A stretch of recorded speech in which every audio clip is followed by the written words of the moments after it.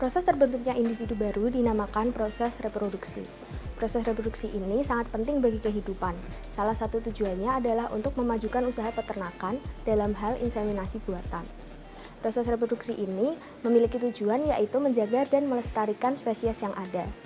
Proses reproduksi ini sebenarnya secara fisiologis tidak vital bagi kehidupan. Mengapa? Karena ketika sistem reproduksi ini berhenti, maka hewan tersebut tetap akan berjalan kehidupannya. Proses reproduksi diawali dengan proses bertemunya sel sperma dan sel telur atau ovum hingga terbentuklah zigot. Dari zigot berkembang menjadi embrio hingga fetus dan kemudian dilahirkan.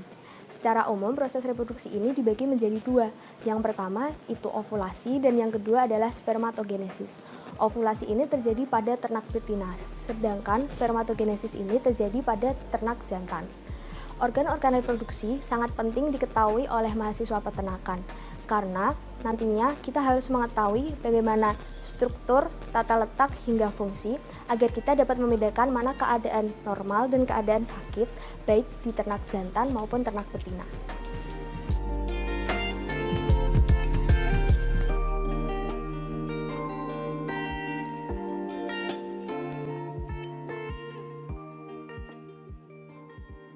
Tujuan dari praktikum ini adalah untuk mengetahui struktur, letak, fungsi, dan bentuk dari organ reproduksi jantan serta betina.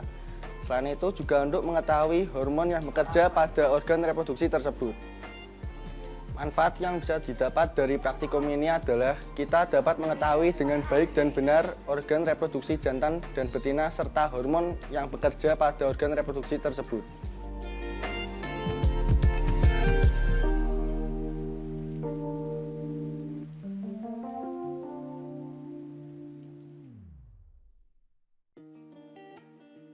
Praktikum ilmu reproduksi ternak dengan materi anatomi dan organ reproduksi ruminansia dan non-ruminansia jantan dan betina akan dilaksanakan pada tanggal 26 September 2020 pada pukul 9 hingga 11 siang di Laboratorium Genetika Pemuliaan dan Reproduksi Ternak Fakultas Peternakan dan Pertanian Universitas Diponegoro.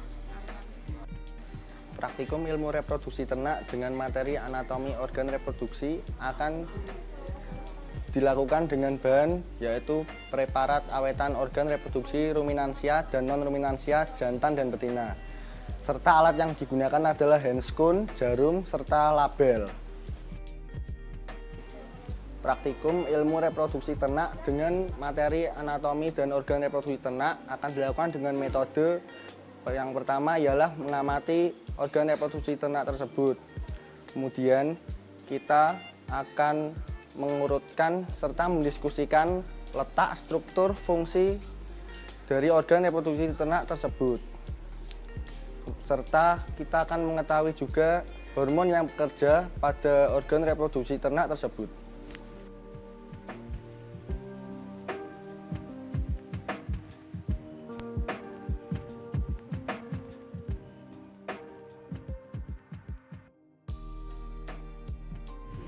Organ reproduksi sapi jantan terdiri dari testis, epididymis, vas deferens, vesicula seminalis, prostat, kelenjar koper, uretra, dan penis. Masing-masing tersebut mempunyai fungsinya sendiri-sendiri, seperti testis yang merupakan organ reproduksi yang terletak pada bagian bawah. Testis memiliki fungsi sebagai penghasil gamet jantan.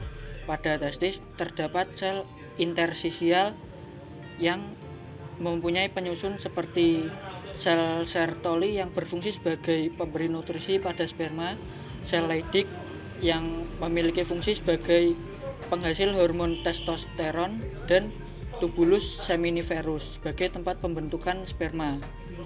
Yang kedua, epididymis. Epididymis merupakan pipa panjang berkelok yang terdiri dari 3 bagian, yaitu kaput, korpus, dan kaudal. Epididymis menghubungkan testis dengan ductus deferens. Epididymis terletak menempel pada testis. Epididymis memiliki fungsi yaitu pengangkutan, penyimpanan, pematangan, maturasi, dan reabsorpsi sperma. Epididymis memiliki 3 bagian yaitu kepala dan badan yang berfungsi sebagai pematangan sperma dan ekor sebagai penyimpanan sperma. Yang ketiga, vas deferens. Vas deferens merupakan saluran lanjutan dari epididymis yang terletak pada bagian atas testis. Vas deferens memiliki fungsi sebagai pengangkut sperma dari epididymis menuju kantung sperma yang dibantu oleh otot dengan gerakan peristaltik. Yang ketiga, vesicula seminalis. Vesicula seminalis merupakan kelenjar aksesoris yang berlekuk-lekuk dan terletak pada bagian belakang kantong kemih. Vesicula seminalis memiliki fungsi penghasil plasma bagi sperma yang disebut semen. Selain itu, vesicula seminalis mensekresikan fruktosa yang akan memberi nutrisi pada sperma dan memberi warna putih kekuningan. Yang kelima, terdapat kelenjar prostat. Kelenjar prostat merupakan otot yang berbentuk bulat seukuran buah kelengkeng. Kelenjar prostat terletak di depan rektum dan berada di bawah kandung kemih. Kelenjar prostat berfungsi untuk menghasilkan aroma asam yang disebut spermin yang digunakan untuk semen. Yang keenam, kelenjar Cowper. Kelenjar Cowper merupakan sepasang kelenjar eksokrin kecil. Kelenjar Cowper terletak pada belakang samping uretra. Kelenjar Cowper akan mengeluarkan cairan buffer praejakulasi yang berfungsi sebagai pembersih saluran uretra. Yang ketujuh, uretra. Uretra merupakan saluran reproduksi sapi yang merupakan saluran penghubung kantung kemih ke lingkungan luar tubuh. Uretra terletak pada bagian bawah kantung kemih. Uretra memiliki fungsi sebagai tempat keluarnya semen. Sebelum penis terdapat saluran berbentuk S yang dinamakan flexura sigmoida yang berfungsi sebagai alat untuk kontraksi relaksasi pada penis. Yang terakhir, terdapat penis. Penis merupakan organ berbentuk tabung yang memanjang yang di dalamnya terdapat uretra. Penis merupakan organ koopulasi ternak jantan yang memiliki fungsi sebagai saluran pendeposisian sperma yang telah dihasilkan oleh testis dan sebagai tempat keluarnya sperma.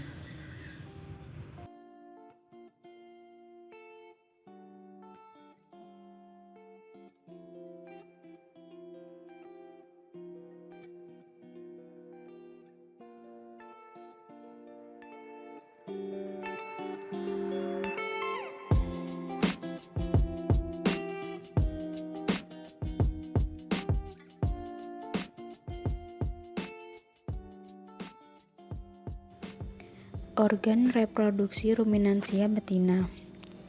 Organ reproduksi pada sapi betina terdiri dari ovarium, oviduct, uterus, serviks, vagina, dan vulva. Organ reproduksi tersebut memiliki fungsi masing-masing. Yang pertama yaitu ovarium. Ovarium merupakan organ reproduksi primer pada sapi betina yang berfungsi sebagai penghasil gamet betina yaitu sel telur atau ovum dan hormon kelamin betina yaitu estrogen dan progesteron. Ovarium merupakan sepasang kelenjar yang terdiri dari ovari kanan dan ovari kiri yang masing-masing terletak di belakang ginjal kanan dan di belakang ginjal kiri. Selanjutnya terdapat oviduct yang merupakan saluran yang berfungsi untuk menghantarkan sel telur dari ovarium ke uterus. Oviduct sendiri dibagi dalam 3 bagian, yaitu infundibulum, ampulla, dan isthmus. Pada sapi, infundibulum terpisah dengan ovarium, yang terdapat struktur berupa fimbriae yang akan menangkap sel ovum yang telah diovulasikan oleh ovarium. Sedangkan ampulla bergabung dengan isthmus pada ampullary isthmus junction yang merupakan tempat terjadinya fertilisasi. Selanjutnya uterus. Uterus merupakan organ reproduksi sekunder yang berfungsi sebagai tempat berkembangnya embrio dan mensuplai makanan ke embrio. Uterus terdiri dari 3, yaitu endometrium, meometrium, dan perimetrium. Selanjutnya yaitu serviks. Serviks terletak di antara uterus dan vagina yang dikatakan sebagai pintu masuk ke dalam uterus, karena serviks yang akan melakukan penyeleksian terhadap sperma yang akan masuk ke dalam organ reproduksi betina. Serviks tersusun atas otot daging sphincter, serta terdapat lumen serviks yang terbentuk dari gelang penonjolan mukosa serviks dan akan menutup pada saat terjadi estrus dan kelahiran. Selanjutnya yaitu vagina.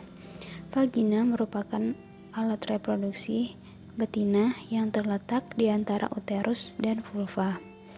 Vagina berfungsi sebagai alat kopulatoris, yaitu sebagai tempat pendeposisian semen dan menerima penis, serta sebagai tempat berlalu bagi fetus sewaktu partus. Yang terakhir adalah vulva. Vulva merupakan alat reproduksi betina bagian luar yang terdiri dari dua bagian, yaitu labia mayora dan labia minora. Vulva berfungsi sebagai organ kopulasi ternak betina.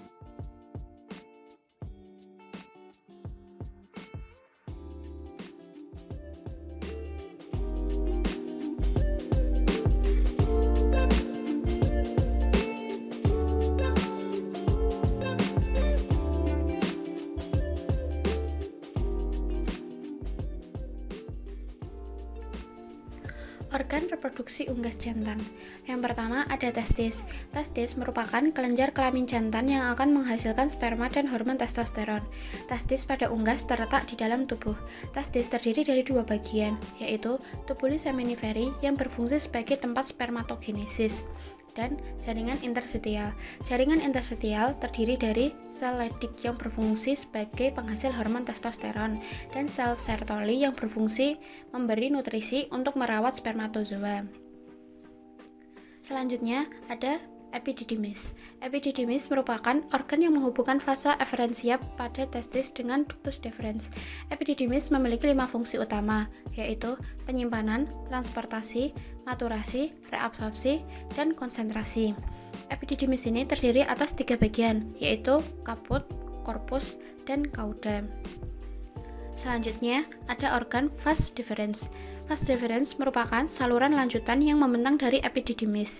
Vas deferens ini memiliki dinding tebal yang terdiri dari lapisan mukosa tipis, lapisan muscularis tebal, dan dikelilingi lapisan adventitia.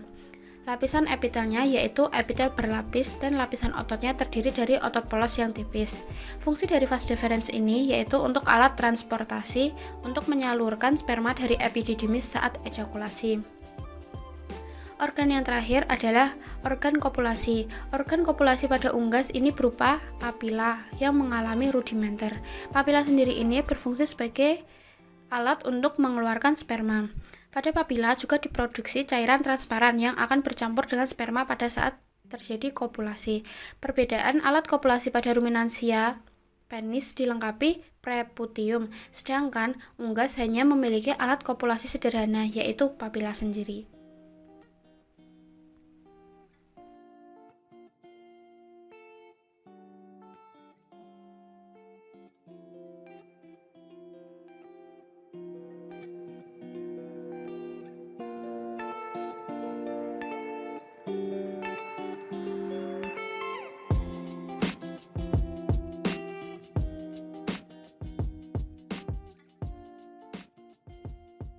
Organ reproduksi unggas betina. Yang pertama adalah ovarium. Ovarium merupakan kelenjar kelamin yang dimiliki oleh unggas betina. Ovarium berfungsi untuk menghasilkan sel telur, hormon estrogen, hormon progesteron, serta perkembangan dan pemasakan kuning telur atau folikel. Yang kedua adalah oviduk. Oviduk berbentuk panjang dan berkelok-kelok, ujungnya melebar membentuk corong dengan tepi yang berjumbai.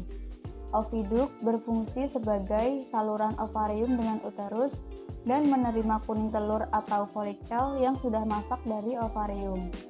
Oviduk memiliki 3 bagian, yaitu infundibulum, magnum, dan isthmus. Yang ketiga adalah infundibulum.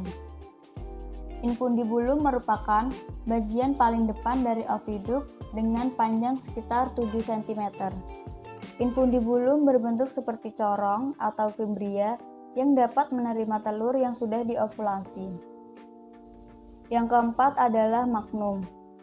Magnum merupakan saluran kelanjutan dari oviduk dengan panjang 30 cm. Batas antara infundibulum dengan magnum tidak dapat terlihat dari luar. Magnum berfungsi untuk sintesis dan sekresi albumen telur. Ovum dibungkus dengan putih telur selama 3,5 jam di dalam magnum.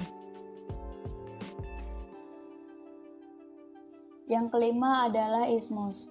Isthmus memiliki diameter yang lebih kecil daripada magnum dengan panjang 8 cm.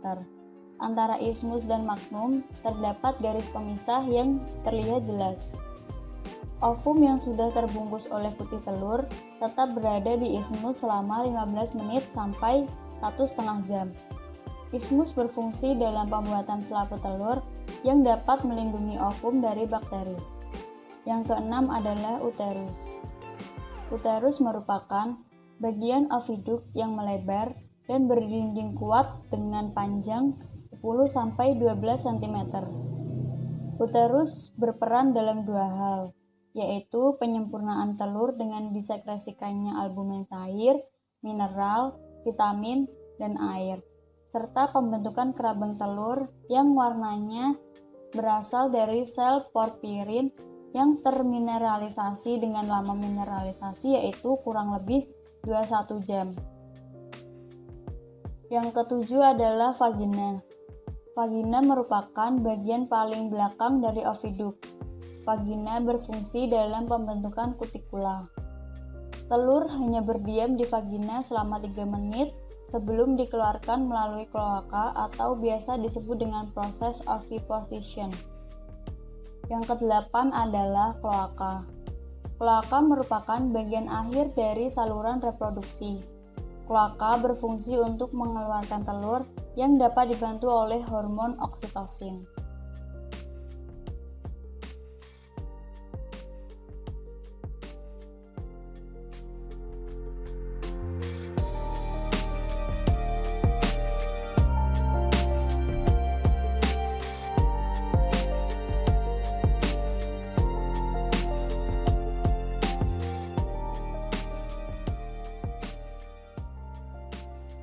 Pubertas merupakan sesuatu keadaan di mana ternak telah dapat menghasilkan sperma sendiri dan mengejakulasikan untuk pertama kalinya. Selain itu, pubertas dipengaruhi oleh iklim, genetik, dan spesies. Yang kedua, mekanisme hormon ruminansia jantan. Hormon akan bekerja ketika ada rangsangan. Rangsangan tersebut dapat berupa pendengaran, penglihatan, dan penciuman. Rangsangan tersebut akan diterima hipotalamus. Hipotalamus akan mensekresikan GnRH. GnRH akan menuju hipofisa dan hipofisa akan menuju adenohipofisa. Adenohipofisa akan mensekresi hormon LH untuk menstimulasi sel Leydig. Sel Leydig akan mensekresikan hormon testosteron yang berfungsi untuk seks sekunder dan libido. Sedangkan pada FSH akan menstimulus sel Sertoli dan tubulus seminiferus. Sel Sertoli memiliki fungsi sebagai pemberi nutrisi kepada sperma, sedangkan tubulus seminiferus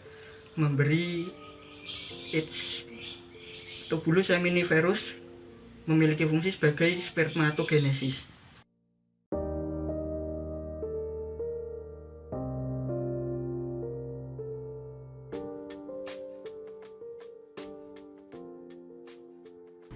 Halo, perkenalkan nama saya Salma Putrisani, NIM 23010119130205 dari kelompok 12D. Di sini saya akan menjelaskan mengenai mekanisme hormon reproduksi ruminansia betina. Mekanisme hormon reproduksi ruminansia betina dimulai ketika ternak mendapatkan rangsangan.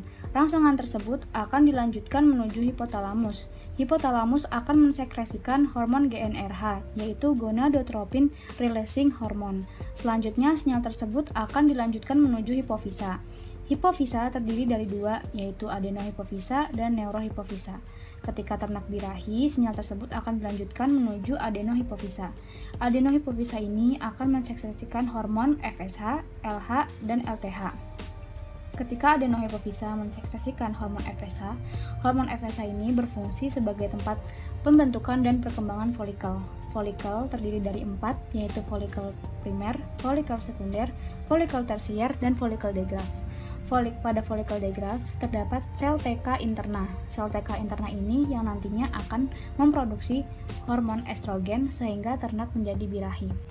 Ketika ternak birahi dan dikawinkan, maka akan terjadi ovulasi. Ovulasi ini dibantu oleh hormon LH yang disekresikan oleh hormon adenohipofisa. Hormon LH ini akan menggertak dinding folikel dan pelepasan ovum. Dalam pelepasan ovum atau ovulasi ini, hormon LH juga dibantu oleh hormon estrogen, di mana hormon estrogen akan menekan dari dalam dan hormon LH akan menekan dari luar sehingga ovum lepas. Selanjutnya, apabila ovum lepas dan ternak bunting, folikel yang ditinggalkan oleh ovum disebut dengan corpus luteum. Corpus luteum ini yang akan menghasilkan hormon progesteron, di mana hormon progesteron berfungsi dalam menjaga kebuntingan ternak. Apabila ternak tidak bunting, maka korpus luteum tersebut akan lisis dikarenakan adanya hormon prostaglandin yang dihasilkan dari dinding endometrium.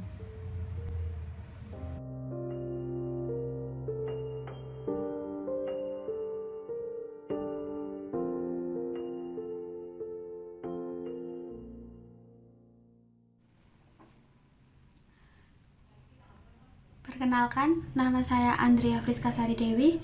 Saya akan menjelaskan tentang organ reproduksi unggas jantan dan mekanisme hormon reproduksi unggas jantan. Mekanisme hormon reproduksi unggas jantan dimulai dari rangsangan. Rangsangan dapat berupa pendengaran, penciuman, penglihatan, dan perabaan. Rangsangan ini akan diterima oleh hipotalamus. Ketika hipotalamus menerima rangsangan, dia akan mensekresikan GnRH. GnRH ini akan merangsang hipofisa yang akan diteruskan ke adenohipofisa. Adenohipofisa mensekresikan LH dan FSH. Pada LH, dia akan menstimulus sel Leydig yang berfungsi untuk menghasilkan hormon testosteron yang berguna untuk spermatokinesis. Adenohipofisa juga mensekresikan FSH. FSH ini akan menstimulus tubulus seminiferus dan sel Sertoli.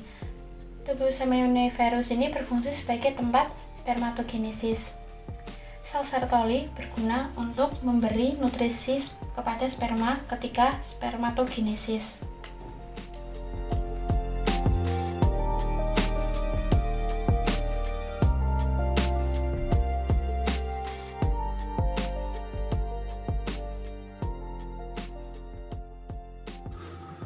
Perkenalkan, nama saya Dewi Sofiati. Saya akan menjelaskan tentang organ reproduksi pada unggas betina dan juga hormon reproduksi yang bekerja pada unggas betina. Hormon reproduksi unggas betina. Reproduksi unggas betina dimulai sejak unggas mendapatkan rangsangan, baik berupa penglihatan, perabaan, penciuman, maupun pendengaran. Rangsangan tersebut akan diteruskan ke hipotalamus. Hipotalamus akan menghasilkan hormon gonadotropin releasing hormone atau GnRH. Hormon GnRH berfungsi untuk menstimulasi kelenjar hipofisa dalam pelepasan hormon reproduksi. Kelenjar hipofisa dibagi dalam dua lobus, yaitu adenohipofisa dan neurohipofisa. Adenohipofisa menghasilkan hormon follicle stimulating hormone atau FSH, luteinizing hormone atau LH, dan luteotropic hormone atau LTH. FSH berperan dalam menstimulasi ovarium untuk menghasilkan hormon estrogen dan progesteron. Estrogen berfungsi untuk merangsang pertumbuhan folikel, sedangkan progesteron digunakan untuk persiapan implantasi saat fertilisasi. LH berperan dalam proses ovulasi folikel yolk yang telah masak, dan LTH menyebabkan sifat mengeram dan berhentinya produksi telur. Neurohipofisa menghasilkan hormon oksitosin yang dapat menstimulasi kontraksi oviduk untuk menggerakkan telur keluar dari oviduk.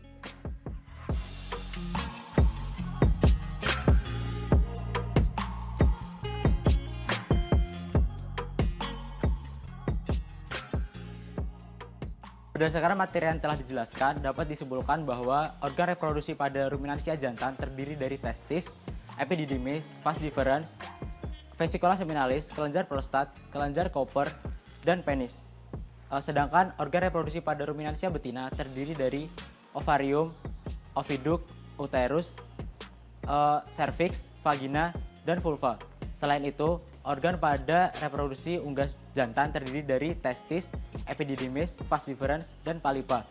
Sedangkan organ reproduksi pada unggas betina terdiri dari ovarium, infundibulum, magnum, isthmus, vagina, dan kloaka.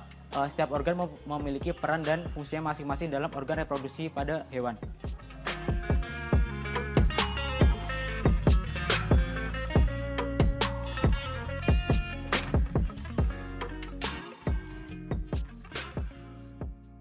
Untuk meminimalisir adanya abnormalitas pada hewan yang dipelihara oleh peternak di Indonesia, khususnya oleh peternak-peternak UMKM, diharuskan memiliki ilmu-ilmu tentang perubahan abnormal yang terjadi pada ternak mereka sendiri.